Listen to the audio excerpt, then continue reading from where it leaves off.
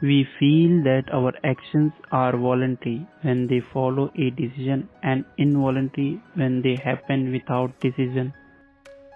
In looking out upon the world, we forget that the world is looking at itself. Faith is an act of trust in the unknown. It's better to have a short life that is full of what you like doing than a long life spent in a miserable way.